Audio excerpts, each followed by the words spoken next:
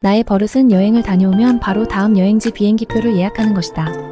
내 일상에 다음 여행지의 생각이 가득 차야 생활이 가능하다. 그래서 난 여행 생활자다. 조지아를 가기 위한 변. 결국은 여행은 운명이 있다. 이 운명을 결정짓는 것은 바로 비행기. 가는 날짜에 에버리웨어를 켜놓은 상태에서 비행기를 살펴보았다. 제주도, 일본, 베트남, 필리핀, 태국, 싱가포르가 지나가고 유럽이 올라오기 시작한다. 독일이 가장 저렴하고 밀라노 등등. 하지만 모두 100만원대의 가격대. 아, 싫은데. 그 다음이 바로 조지아. 난 사실 몇 년 전부터 조지아에 가고 싶었다. 우리의 여행은 정해졌다. 바로 조지아. 비행기표 예약. 나의 여행은 파랄은 설레임과 환희다. 넌 왜 만날 역마병에 걸린 것처럼 떠돌아다니니? 그래, 난 그렇다. 난 한 곳에 있을 운명이 아닌 사람이다. 오래전 영화 초콜릿에서 비안누는 고요하며 규율, 금욕에 얽매인 프랑스 시골 마을에 초콜릿 가게를 연다. 이 마을에서 초콜릿은 이단의 성격을 보이며 물론 시대적 배경이 세계 1, 2차 대전을 치룬 후이지만 그녀 비안느를 마녀즈음으로 생각한다.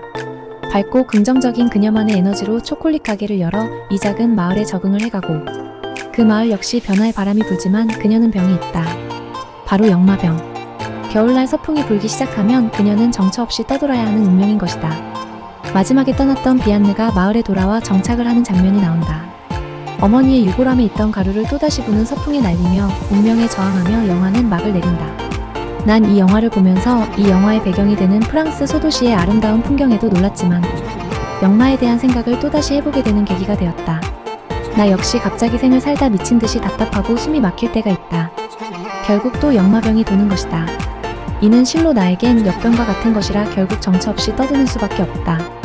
내가 여행만 생각하며 생을 사는 이유다. 내가 살면서 했던 노력이 제대로 빛을 발휘하지 못하는 이유도.